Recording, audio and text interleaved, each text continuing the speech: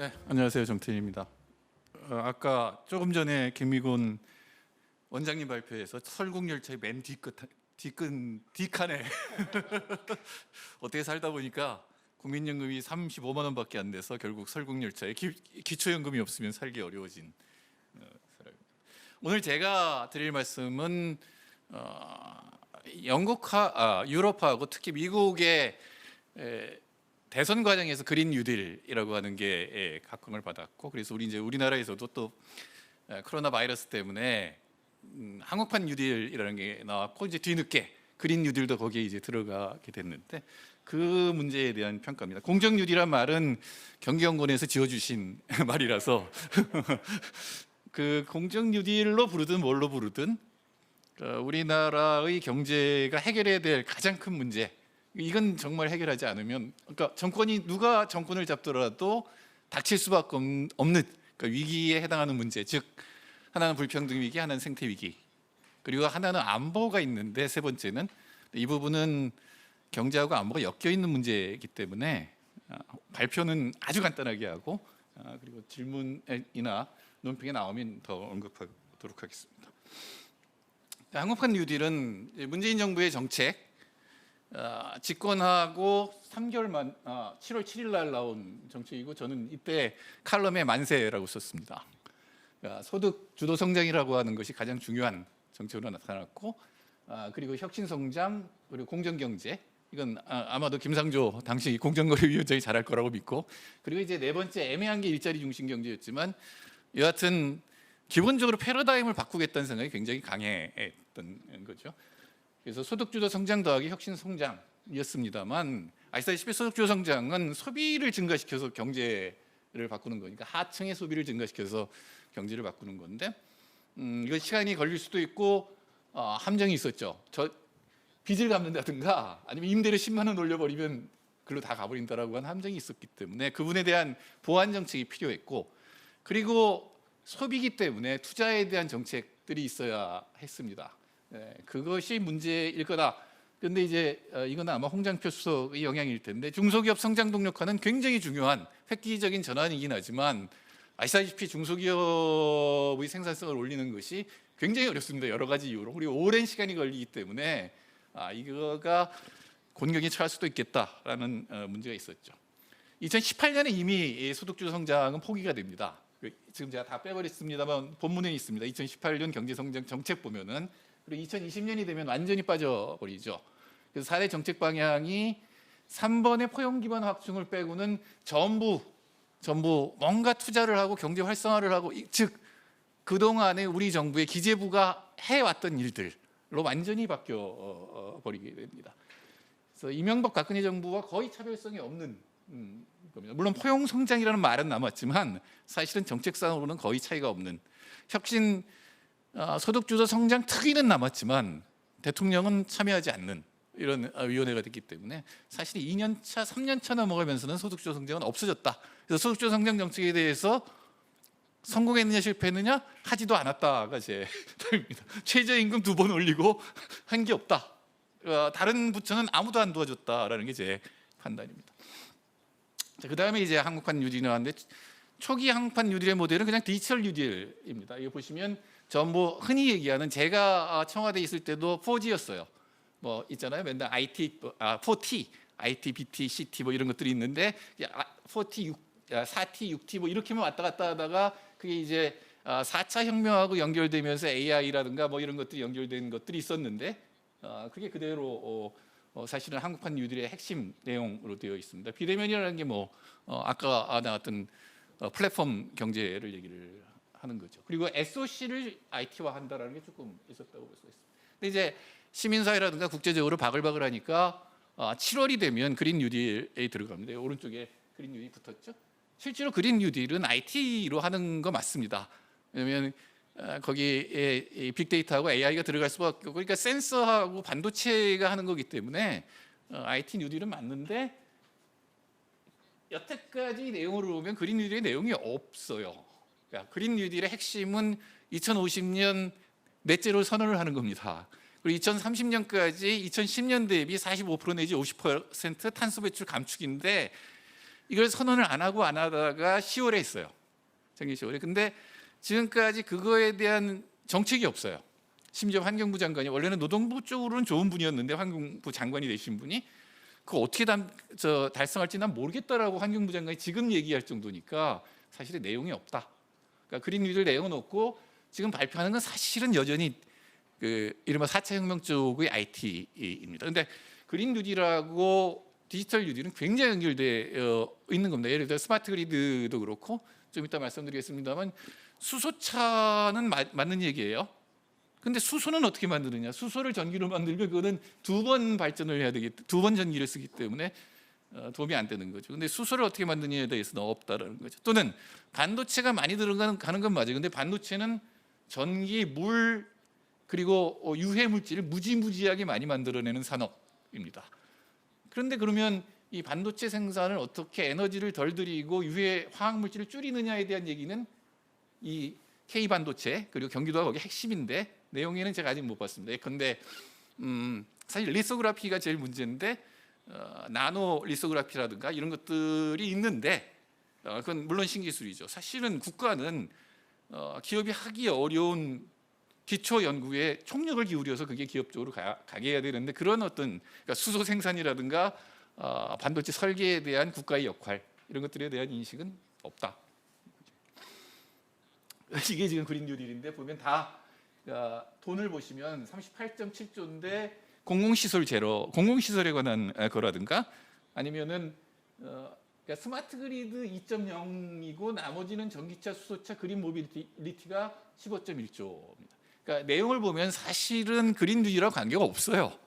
그 액수도 적은 데다가 나머지 보면 SOC 물론 인프라를 바꿔야 되니까 SOC가 있습니다만 녹색 산단 조성이 겨우 4.7조밖에 안 되는 그러니까 그린 뉴딜에 대한 건 굉장히 약하고 사실은 개념도 없다라고 봐야 될 것 같습니다. 요새 또 문제가 된 산림 뉴딜은 그냥 대규모 벌채해서 필렛 만들겠다는 거거든요.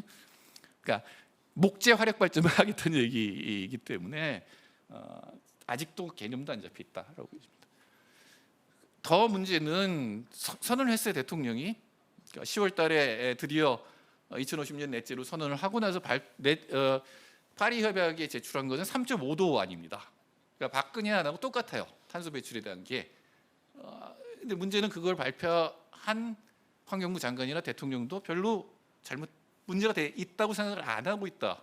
저를 보시면 다른 나라들은 그러니까 이게 다 대비에 따라 달라지는 거예요. 배출 퍼센트가 달라지는 건데 어디를 기준으로 하느냐에 달라질 거잖아요. 근데 90년 기준으로 하면 무지하게 늘어나는 거예요. 지금 우리나라 탄소 배출 목표는 3.5도 그러니까 굉장히 욕을 먹은 아니었는데 지금도 그렇게 낸 상태입니다. 불평등은 뭐 이건 너무나 유명한 소득주도성장에서 너무나 유명한 얘기입니다만 사실 실질 임금하고 생산성의 격차만큼 자산이 가져가는 몫이 커지는 거죠. 오른쪽에 제가 진위 계수를 굳이 써놓은 이유는 파란 거는 시장진이고 빨간 거는 가처분진이니까 그 격차만큼의 복지라고 할 수 있습니다. 정부가 정책에서 내린 거죠, 진위 계수를. 근데 잘 보시면 시장에서 너무나 불평등이 확대되니까 내려놓은 숫자, 그러니까 2010년에 내려놓은 숫자가 옛날보다 더 나쁜 불평등으로 보면 더 나쁜 상태예요. 그러니까 복지를 아무리 줄여도 자기는 개선이 된 게 옛날에 비해서 나빠지는 거죠. 그러니까 시장에서부터 불평등을 줄이자는 게 소득주도 성장의 핵심 내용입니다. 재분배 이전에 시장에서 줄이자는 거고 그 소득주도 성장의 핵심은 그럼 물론 임금이 올라가야 되는 거죠. 자산 소득에 비해서 임금 소득이 올라가야 되는 건데 실제로 정부 정책이 들어갈 게 그렇게 많지 않아 보입니다. 근데 핵심은 그래서 최저임금위원회를 통한 최저임금이었는데 사실은 핵심은 노동자들의 협상력이 올라가는 거가 핵심인데 이것도 그렇게 쉽게 되는 게 아니었다라는 거죠. 그러니까 여러 가지 보완 정책이 있었어야 된다는 얘기입니다. 어쨌든 뭐 전 세계가 전부 생산성하고 실질 임금 사이의 격차가 벌어졌습니다만 이건 IMF 그림입니다만 오른쪽에 보시면 한국이 가장 컸고 가장 빨랐다는 거죠. 그러니까 다 아시겠지만 한국은 그다지 불평등한 나라는 아니었습니다. 이건 주상현 교수 그림인데 예컨대 90년대 말, 그러니까 외환위기 이전에는 이거는 자본 분배율이죠. 자본 분배율이 가장 낮은 나라였어요. 그런데 아주 짧은 기간 동안 자본 분배율이 가장 높은 나라로 바뀌었습니다. 그러니까 우리나라는 압축 성장도 했지만 불평등도 굉장히 압축적으로 굉장히 빠른 속도로 진행이 됐기 때문에 이건 세대 간 느낌이 확 달라요. 어떤 세대는 불평등이 줄어든, 그리고 내가 노력만 하면 굉장히 빨리 올라갈 수 있다라고 하는 생각을 갖고 있는 세대인 반면, 젊은 세대는 절대로 안 된다가 된 거죠. 그 핵심을 보여주는 지표는 피케티 베타입니다. 이건 제가 그때 제차 제표 나왔을 때 바로 그린 건데, 그때 2000년에 5.8에서 2012년이죠 7.5 정도였습니다. 그리고 지금 8.5 정도가 올라왔습니다. 그러니까 2012년에서 2019년까지 자산은 약 60% 증가했고, 자산 가치 60%, 소득은 40% 증가했습니다. 1.5배 빠르게 자산 가치 올라가고 있으니까 PKT 베타 값, 즉 소득분의 자산은 굉장히 빨리 올라가죠. 근데 이 8.5라는 숫자가 이거는 대차 대조표고 이거는 PKT WID에 있는 건데 거의 비슷합니다.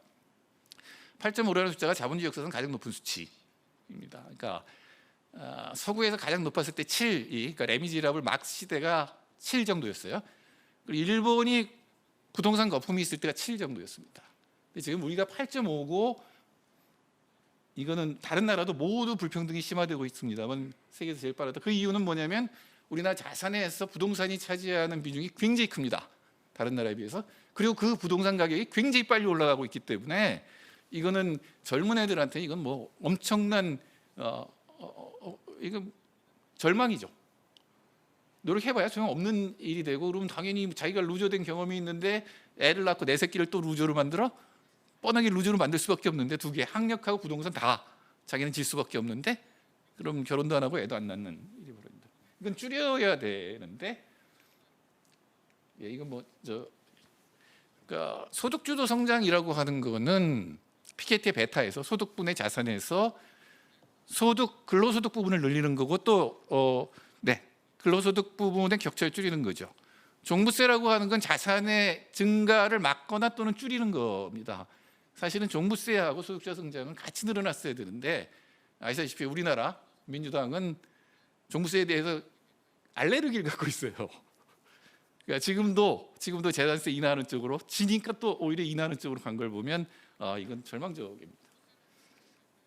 생태위기도 이 그림을 보시면, 왼쪽에 밑을 보시면 이게 2030년까지 45% 줄일 때 얼마나 빨리 줄여야 되는지 보여주는 게, 플로우를 확 줄여야 되는 거죠. 근데 우리나라처럼 미적미적하고 나면 그걸 줄이려면 나중에 거의 직각으로 내려야 되니까 무지무지하게 고통스러운 일이 벌어질 거다, 하려면 하는 거죠.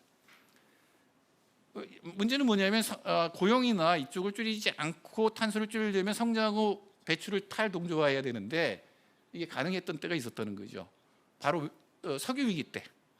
그러니까 82년에서 74년에서 73년에서 82년까지 있는 성장률은 높았고 탄소 배출은 줄은 경험이 있습니다. 이건 오로지 이게 바로 IT 혁명이 시작됐던 그 때고, 이때 사회주의권 거꾸로 행동했기 때문에 오히려 오일 달러를 가지고 서구의 자본주의를 수입했기 때문에 그때 이제 결정적인 승패가 갈렸던 거죠. 그러니까 우리도 결국 올리는 건데, 탄소 제일 중요한 거는 이산화탄소 배출 문제가 인구로 얘기하면 78억 명, 나라로 치면 200개 나라의 N명 죄수의 딜레마 게임이기 때문에 이건 뭔가 전체를 규제하는 어떤 게 있어야 되는 거고, 그건 가격일 수밖에 없다는 거죠. 이게 탄소 가격이고, 각국이 공통의 탄소 가격에 맞이 될 때까지 탄소세를 올리는, 탄소세로 탄소 가격을 맞추는 방법이 현재로서는 그래도 가능한 방법입니다.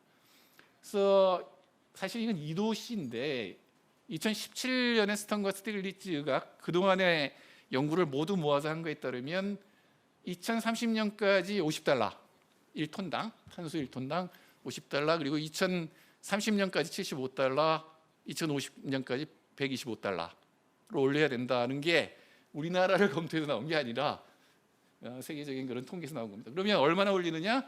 우리나라 전기가 약 42%가 전기료가 올라가는 건데, 이게 그렇게 큰 건 아니에요.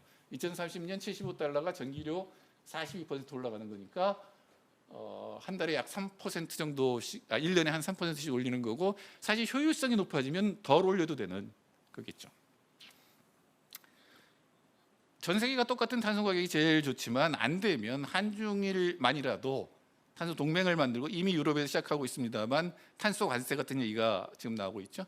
그런 것들이 늘려나갈 때만 가능하고 특히 한중일 동아시아는 외환 보유고가 많기 때문에 그걸 가지고 공동의 연구를 하고 공동의 작업을 할 것들도 많다.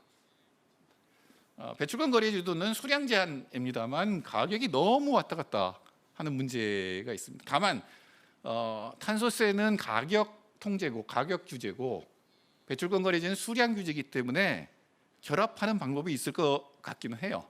그러니까 일반적인 경제학적인 사고를 한다면 그리고 이거를 굉장히 그러니까 가령 한은이 금리 같은 거나 그러니까 가격 인플레이션 금리를 전담하듯이 이 부분도 어딘가 관리를 집중적으로 하면서 이걸 배합하는 것들을 고민하는 그런 독립기구도 상장할 수는 있을 것 같습니다. 산업 정책은 물론 필요하죠. 엄청난 산업 구조 조정이 일어나기 때문에 특히 동남 우리나라의 그러니까 이른바 부울경이라고 부르는 부분은 엄청난 산업 구조 조정이 일어날 거예요. 당연히 노동자들은 저항할 건데 충남의 화력 발전, 부울경 쪽의 탄소 배출이 심한 산업들이 집중되어 있는 곳은 지역별로도 그렇고 산업별로도 구조 조정이 일어나기 때문에 굉장히 섬세한 산업 정책이 필요하다라는 겁니다. 그리고 이거는 국가가 주도할 수밖에 없다. 큰 전환이기 때문에 주도할 수밖에 없다. 여기까지 마치도록 하겠습니다.